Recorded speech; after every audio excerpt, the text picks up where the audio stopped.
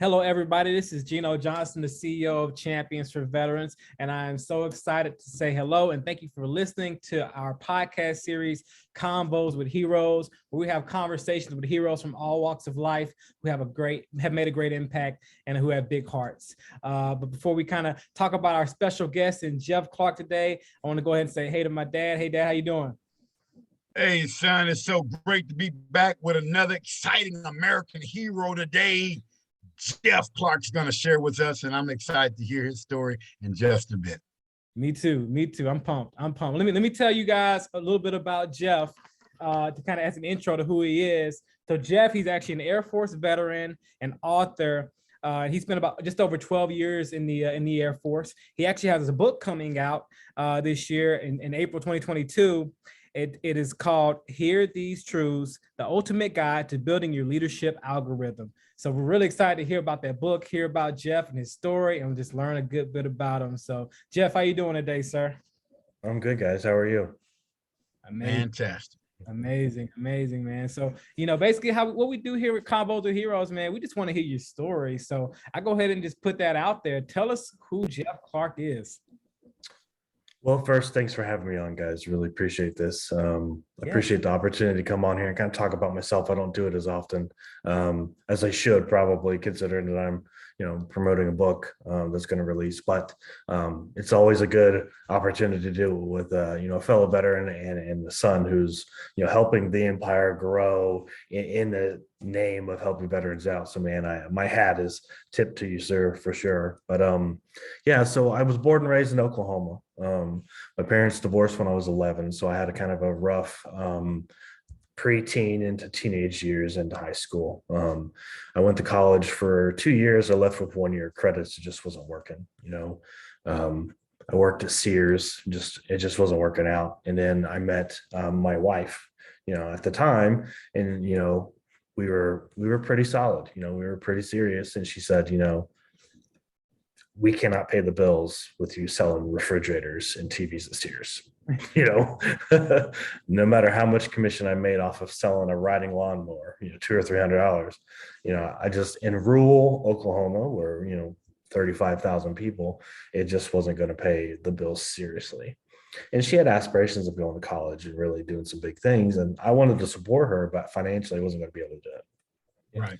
So she made kind of the hint, like, have you ever talked about going into the military? And I was like, absolutely not. We're at war. Why would I do that?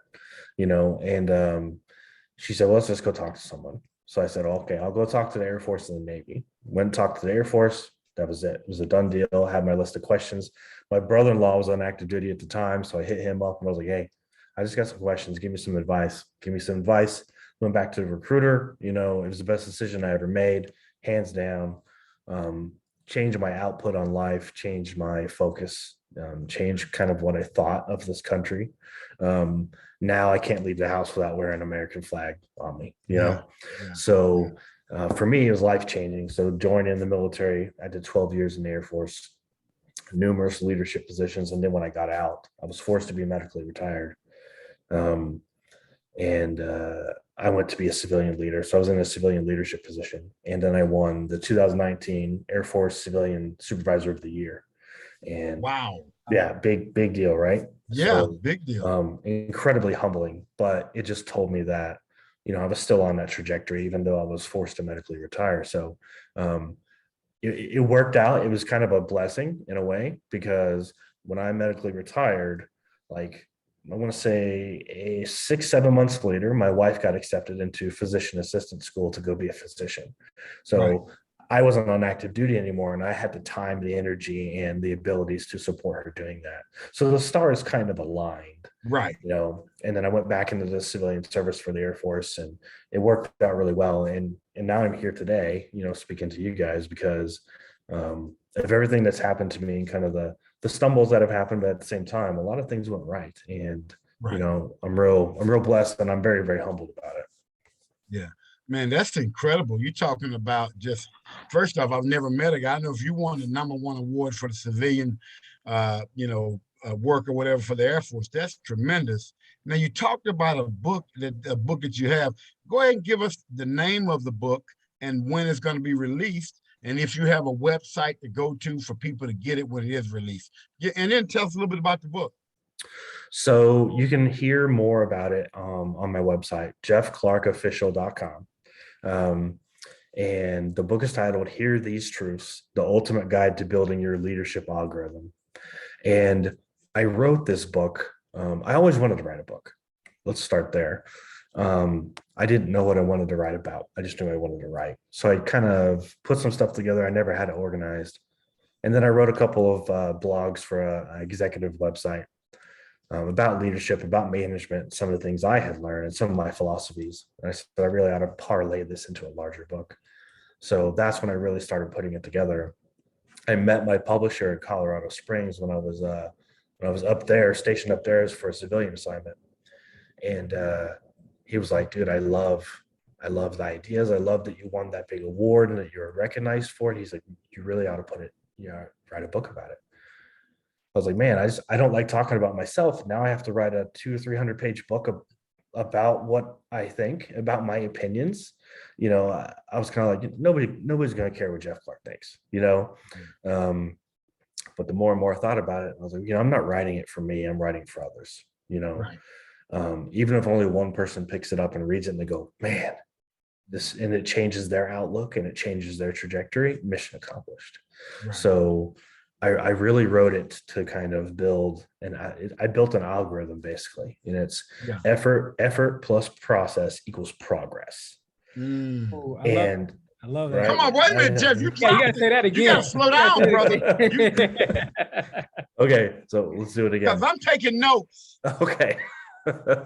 So effort plus process equals progress. And I wrote it like that. Let me tell you about how that came about. That came about almost on accident. So I had the first draft of the book done, and I read through it and I was like, this is not anything different than any other leadership book I've written, and I've read a lot, from Jocko to Simon Sinek and all these guys. I've read all these great leadership books. To me, it just sounded like a repetition of it. I was like, this is more of the same, I really wanted something that would kind of change the game a little bit. And then I was like, I almost called it the leadership algorithm, but I couldn't come up with a subtitle that I liked. But that's when it clicked. And I was like, oh, I separate the book into 3 separate pieces: efforts, processes, and progress. Because I think it's really important when you read. We always talk about leadership, and people write a book and then you're supposed to get success, whatever success might be.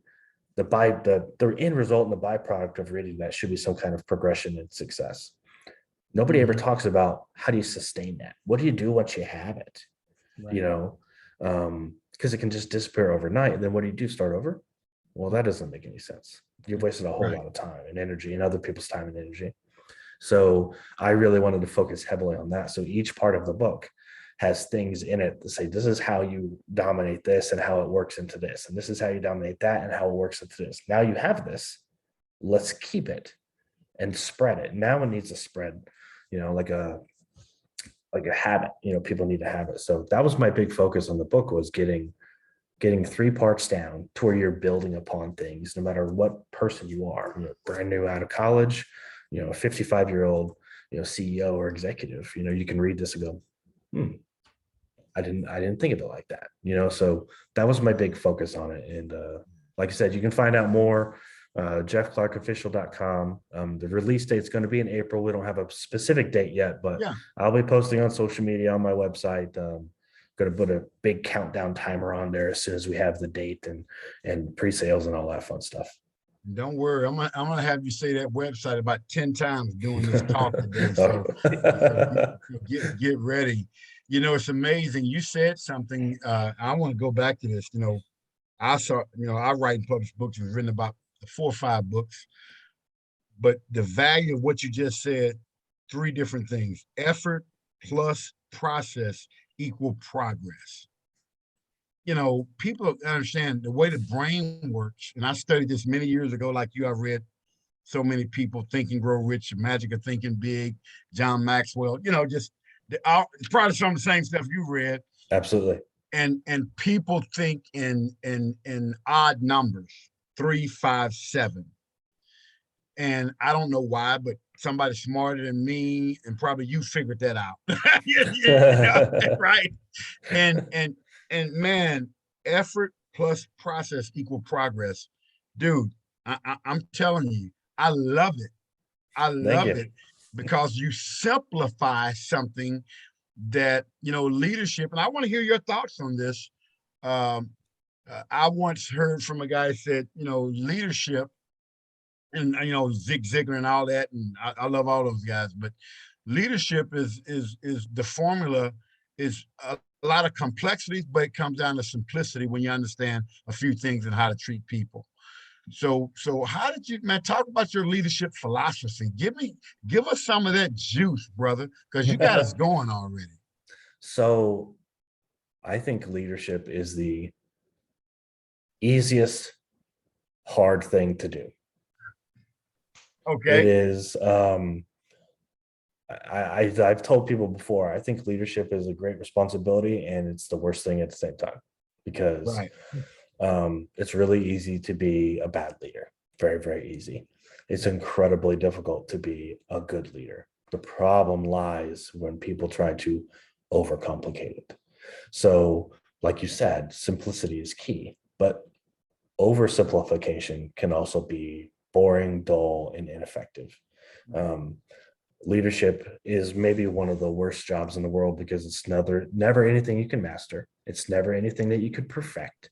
You never know how effective it necessarily is, and you were in the military, this, our leaders move around a lot, for an Air Force officers move every 2 years, just by the time they got their mojo going and things were going good, they get promotion, they get out, they get another command, they get a staff job. Same thing with senior enlisted. They would, once they made rank, they made E8. Okay, you have to go somewhere else because it's for your growth. Well, what does that do to everybody down, under you, that's under your control or your command? That leaves a void, but you need to give them things that when the void shows up, they can navigate that void. So as a leader, you don't know the outcome of your actions. A lot of times our actions now today are going to affect what happens a year from now. So you might not be around for the outcome, but what you can do is leave value and leave an impact today that will last over that arc of time and will change people's lives. So when the void shows up, they go, it's just a void. It's just a fork in the road. I've been here before. And that resiliency that you kind of pseudo teach is a game changer. Wow. This is golden, man. I appreciate you sharing that. Sharing that, Jeff, because I think that's something that, I don't normally have a lot of conversations about, like your leadership philosophy. That was a great question, Eddie. I think, I think one thing me and my dad have learned and with Champions for Veterans and kind of leading, and what I've learned about myself and learned about him is I'm more of like a very high level thinker. Like I'm all about vision. I get excited about the big ideas. Let's go and focus on these big ideas. And he's helped me to kind of say, hey, let's kind of like get more into the people side of things. Let's think about how we can kind of create more camaraderie. Let's think about how we can, connect more with our team. And I'm like, that's important too.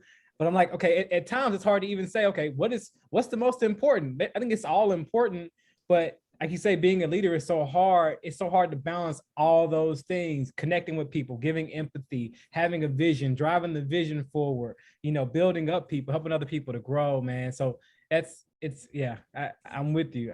It's tough. I think for me, it was always about, especially when I was a civilian leader, I said, I'd walk into a room and there'd be all these high paid civilians sitting at the table, a handful of military, all reporting to me. The slideshow, I was at the head of the table. The slideshow on there was them telling me how they were doing their job. Yes, you're accountable to me because of my title and my position, but you're accountable to your customers, the people that you serve, which is our military, our retirees, the people that are there doing training, et cetera, et cetera. So you're telling me how you're doing, so I have to help you do a better job. So for me, leadership is always about being unselfish. Yeah. You know, Yeah. I don't know everything.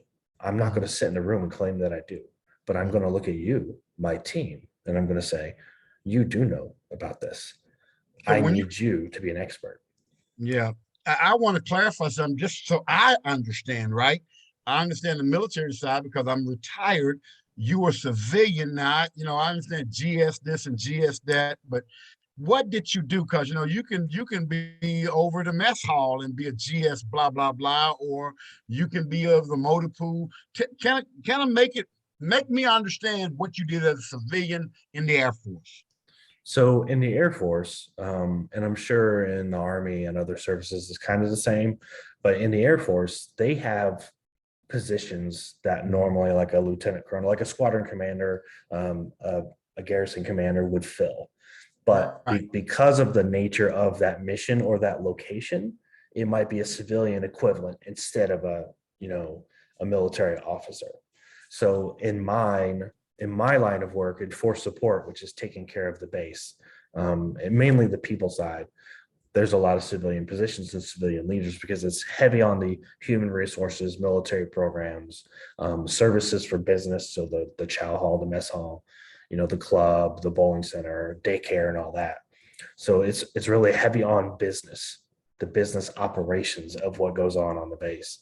So Right. there's a lot of civilians, and I was in a position in the squadron as the operations officer, and I knew the operations. My job was to understand the operations from, the lodging to the military personnel to human resources, all the way over to outdoor recreation, and then of course the child and youth programs.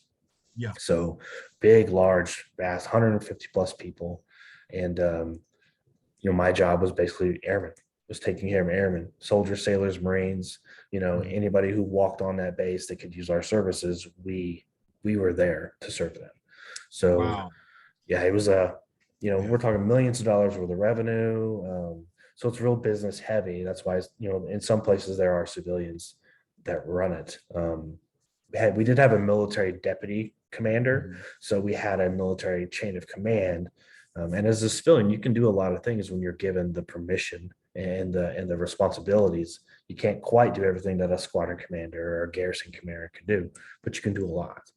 And that's really important when you're trying to take care of 150 plus people that are a combination of civilian and military. Oh yeah. See, now I understand it more. I mean, I want you to clarify that because I was stationed, 20 years in the military. I was in some small places like Hunter Army Airfield in Savannah, Georgia, which is a military base in Savannah for the Ranger Battalion. And I would imagine we had military housing, swimming pools, golf court. We had all that on base. So Yeah. now, as you explained it, we probably had a civilian that sit under the commander or with the commander of that overall base that ran all the other different things that I wasn't privy to. I didn't even understand that you kind of give me a better understanding of that. Is that pretty much how it works throughout the military? Yeah. So, when the Air Force tried to do, civilian, or they tried to do manpower cuts where they had to stay underneath the threshold according to Congress, a lot of those military positions kind of became civilians because civilian, positions became continuity and you were authorized to have them. So, yeah, when you go to each base, no matter which base you visit, no matter what branch of service it is, there are civilians in some capacities, within the chain of command that are in control of programs, and very important programs, especially when it comes to, airmen and family, soldier and family services. There's a lot of civilians involved in there Absolutely. because they got people with PhDs and psychologists and that are focused on things that, the military can't train them to do. Right. You can't train people to get an accounting degree or a master's degree in business. That's way too time consuming. But you have civilians who do, so they can come in and play a role, and then that supports the military in doing that part of the mission. So let me ask you a question. Were you an officer in the Air Force? I didn't get that part of it. I knew you did 12 years in. So I was enlisted.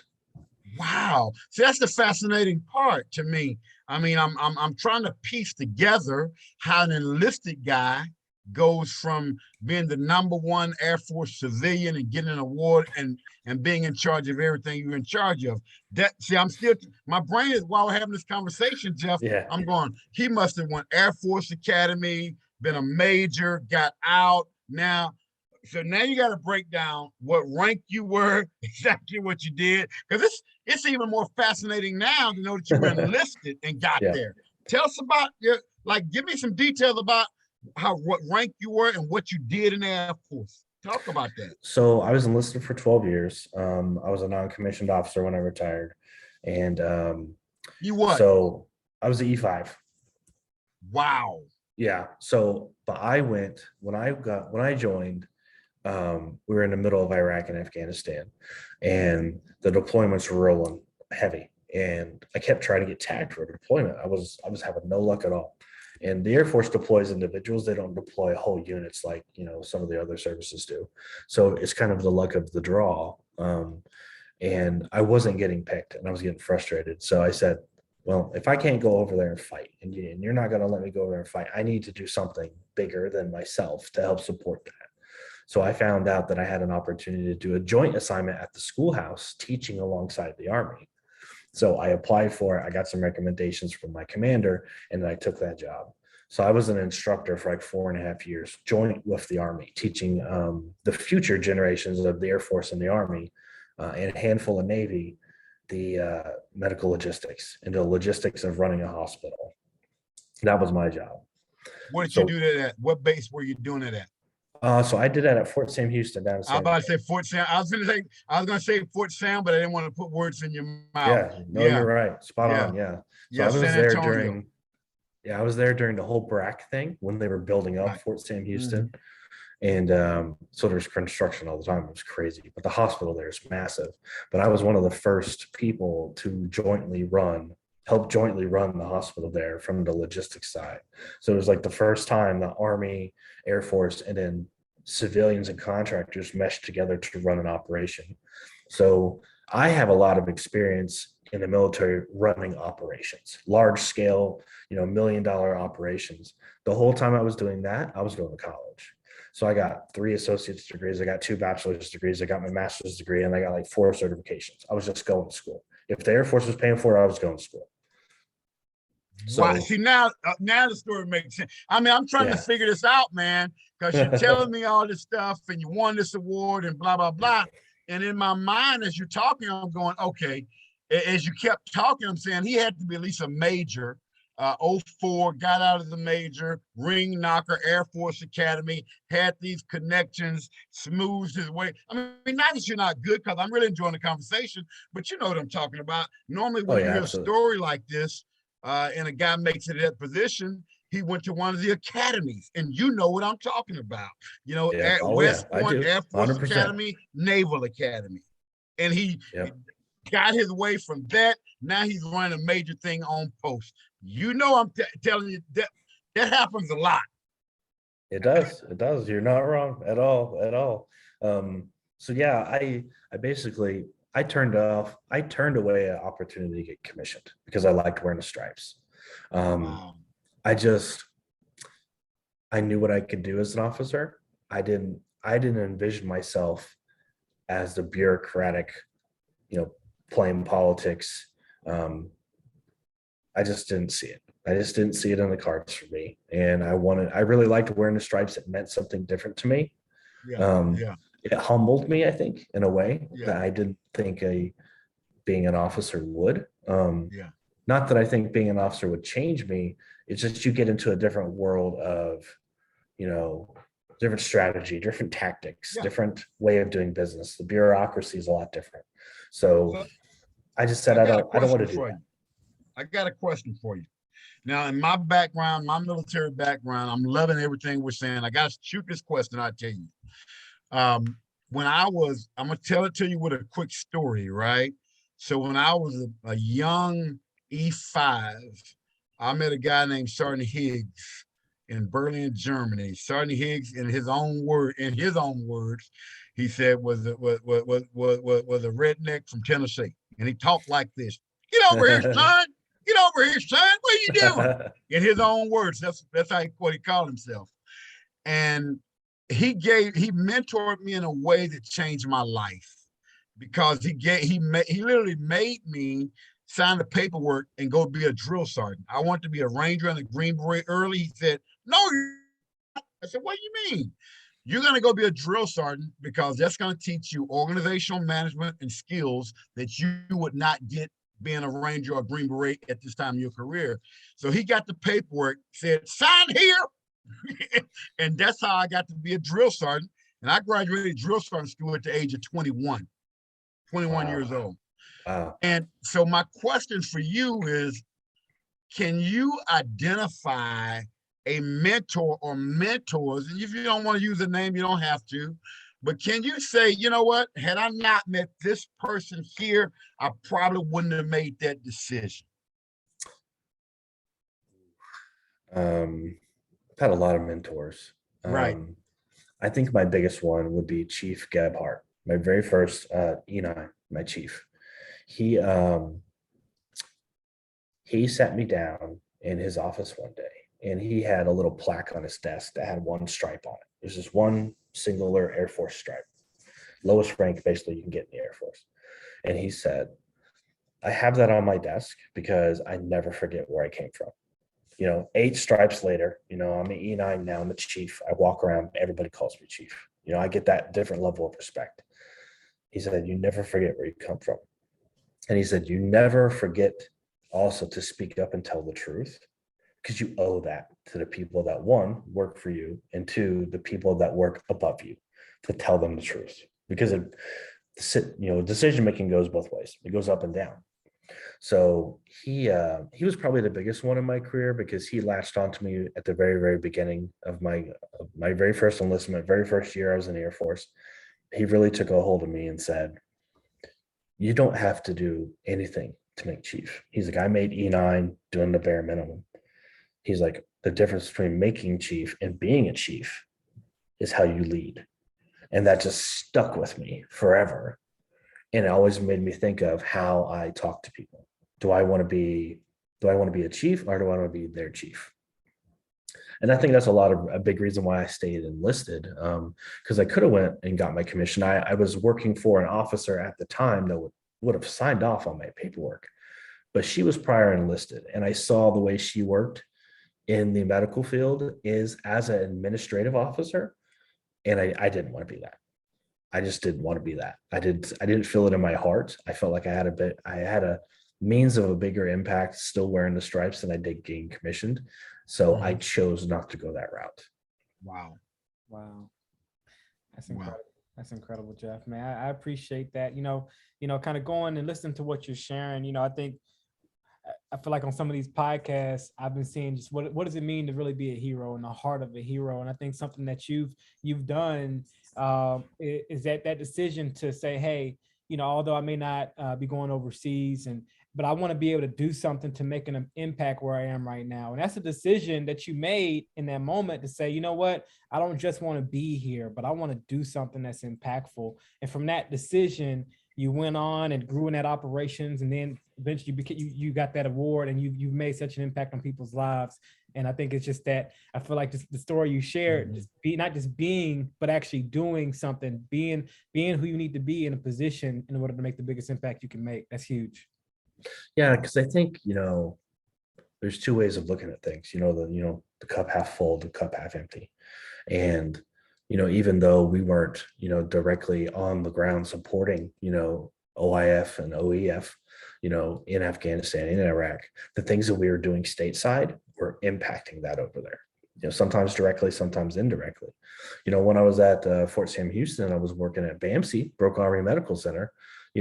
We had things we were doing for the special operations community that they needed done so that they could deploy and go do their job. If we didn't provide that to them, they weren't going. Same thing with U.S. Army North. I think it was U.S. Army South that were there as well. They asked for our support with certain things. Let's put it that way. Yeah. And if we didn't do those things, they weren't going to go do their job. And that's really important, because if you can't understand the situation that you're in and you have a bad attitude about it, you don't know how far that stretches. how far of an impact that goes. It could lead to more people dying on the battlefield, because they didn't have the right equipment, the things that they needed, because you were grumpy that day. You were mad about the situation you were in. You have to be unselfish sometimes. I think that's a big part of what drove my service, was having a different outlook on it. Because I could have been mad that the Air Force didn't send me to go do some of these things. I was trying to go to Korea for the longest time, and I was hot. Yeah. I was on the list. I was like, send me right now. Yeah. And I'm looking across the table at my chief, who can literally pull the trigger. I'm like, I want to go. I want to leave my family behind. I want to go to Korea for a year. I want to go serve. I want to do that. I can't do it, Jeff. I got to do this. I got to do that. I can't send you. I got to have you here. I could have been mad about that. I could have been furious that I didn't. I said, all right, if I can't do that, I'm going to support whatever I can. And I did extra stuff, and I reached out, and, I think sometimes we have to know our role. Yeah. And the amazing part about that, I can hear you just a selfless servant type of guy, and for the people that don't know, that may listen to the podcast, Fort Sam Houston and that whole area, they produce some of the greatest medical people in the whole military, Army, Navy, Air Force, Marines. Everybody go to Fort Sam if you're in the medical field at one time or another. Our Special Forces medics, 18 Deltas, that's where they go train, right there at Fort Sam Houston. As a matter of fact, I was over there this summer visiting one of my old Special Forces buddies who's an 18 Delta. And that was literally my first time going to Fort Sam Houston, and I was blown away. First, they had a brand new PX. Yeah, they were tearing that up. Well, they had finalized plans for it when I left, and that was back in like 14. Oh my God, the PX, man, was just like something straight out of better than any civilian spot you want to go to. And I did that a few months ago. So look, a couple of more things for you on the mentors and things that I know you talked about one of your mentors, but give me somebody maybe, and you don't again have to say the name. Name some people that you've helped, or tell me some situations where you believe your leadership changed somebody's life based on the information you gave them, and then of course they had to act on that information. Give us a story, man. Ooh, I think it was probably when we were kind of in a tough situation. When we first went joint there at Brooks Army Medical Center, we had a Army E6 that was kind of in charge of us. So all the lower ranking Air Force and lower ranking Army underneath us, or underneath him, all kind of reported back to him for operations, not for administrative. And the Army really wanted to be joint in the whole essence of the word, from evaluations to fitness and all this stuff. And, it was a growing pain. But this Army E6, he kind of had an attitude and a swagger about him, and it rubbed a lot of people the wrong way, including his own, some of his own folks. And, my folks really just wanted to throw it in the towel. They wanted to quit. And we're talking about a couple of brand new airmen, brand new, right out of school, only been in the Air Force 7 months. And they're like, I'm not staying. I'm not signing up for another enlistment. I'm going to work my way out, or I'm going to do 2 years and I'm a Palace Chase House, go to the reserves, and I'm not doing this. And I really had to I felt the same way because I didn't like him either. But, people don't last. You can sit there and be upset about it, but eventually that guy's going to leave. You're going to make your decision based off of that? Eventually he's going to get another job, or he's going to retire. He's going to separate. He's going to be gone. He's going to go do his own thing. Well, then where does that leave you? So it's not about making decisions in a moment, especially with your emotions. It's about, making smart decisions and seeing the vision long term. You're going to outlive or outlast that poor leader. So it was really about mentoring a lot of my airmen and the soldiers that worked for me, and I said, I'm not in the Army, so I don't know your way of life necessarily. You're teaching it to me, but let me tell you this: don't make an emotional decision. So I think that was maybe the biggest time in my career where I had an opportunity to directly mold people and tell them from a young age, listen, there's going to be tough times. I mean, you're in the military. You wear camouflage every day. This is a tough job, period. I don't care what you do. It's a tough, operations tempo, a lot of demands. You need to weather the storm sometimes. And your attitude in certain situations will determine the outcome directly, not anybody else. Because again, that NCO is going to leave eventually, and then you're going to be left with, a void. How are you going to handle that? So it was really, I love mentoring people. I love teaching people.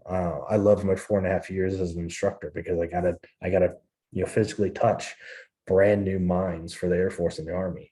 And I think those, San Antonio as a whole, whether it was being an instructor or being at the hospital, was probably the highlight of my career, because I got to influence so many people. I mean, we're talking hundreds of soldiers and airmen a year, and then I think I had 30 something soldiers and airmen combined over my 1.5 years at the hospital that I got to directly mentor and change their lives. And some of them got out, some of them are still in, some of them are, up for big awards, and I pride myself in that, because it wasn't about telling them to shut up and color. It was about saying, listen, sometimes we have to shut up and color, but our attitude determines the outcome. Wow. That's great. I wrote a note while you were talking, and I wrote this down just based on listening to you and what you were telling them. And I wrote, short-term pain for a lifetime of gain. Yep.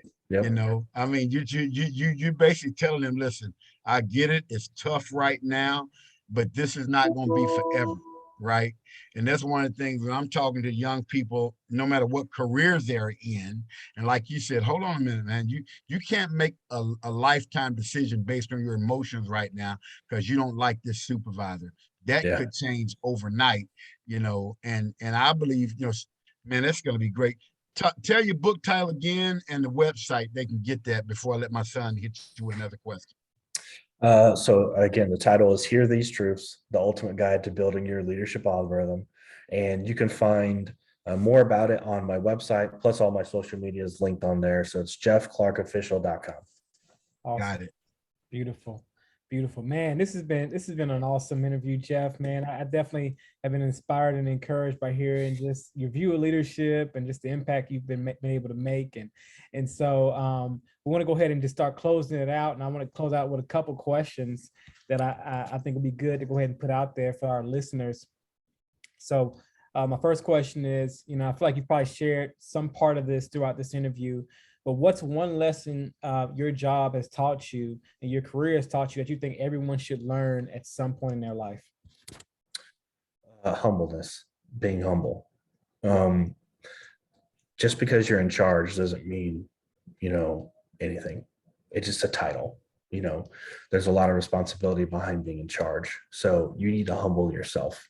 I've seen a lot of leaders walk into a room like, I'm in charge now. So what I say goes, and that's the wrong approach. You don't know everything. Just because you're put in charge doesn't mean it's because you know everything. Because if that was the case, you wouldn't have a team. Well, you don't need a team. I'll hire you to do this job because you can do it all. Yeah. That's a rare situation. So you need to be humble yourself and be a humble leader and empower the people around you to do their job. Because if they don't do it, you're not squat as a leader. It's going to look bad. You're going to have, mud on your face. Yeah. Mm-hmm. Wow. Mm-hmm. I love it, man. Humbleness. That's great, man. So huge. That's so important. I definitely can agree to that. All right. This is our final question. We always love to ask at the end of our podcasts, and to be kind of a period to the interview here. And the question is, when your life is over, what do you want people to remember you for? I think it's being, if I had to put a word to it, unconditionally unselfish. And I think that's because you owe it to the people around you, whether it's the people that work for you, the people that love you, your immediate family, to unconditionally be unselfish in what you do, because that spreads empowerment and a sense of care and love and dedication to people without having to speak words. And sometimes it might not pay off, might not see it in a physical form, but I think if I would want to die with people saying, man, he did a lot for me. He just flat out did a lot for me. Maybe I can't put it in words, maybe I can put it in specific words, but he did a lot for me, and he always was there. He never questioned it, and he always want what's better for me. I tell my wife this all the time. I know what you're capable of. So when I'm getting onto you about something, it's because I care. It's because I see more than you, and I'm not okay with what I'm seeing in you right now, which means you need to not be okay with what you're doing, and you're capable of more. But the minute I stop ragging on you is the minute, think about that. So, and I tell my kids that all the time. I know it seems like I'm hard on you, I'm tough on you, and I'm always on to you about something, but that's because you're capable of better. And I unconditionally, unselfishly wanted to use my time and my energy to make sure that is known. You need to take that. That is food for thought that you're never going to get from somebody like that again. Wow. Man, thank you so much, Jeff, man. Well, thank you guys. Everybody be unconditionally unselfish. I love that. Thank you so much for being on the podcast. It's been a pleasure speaking with you and hearing your story more. And man, I can't add any much more to that. I'll go ahead and close us out. All right, I'm going to finish out the call like I always do. Convos with heroes. We had an American hero today, a great American hero in Jeff Clark. I mean, you're talking about the information that he dropped was so valuable. I'm so excited about it. But I got to close out this call like I always do. I'm telling you to stay in the fight.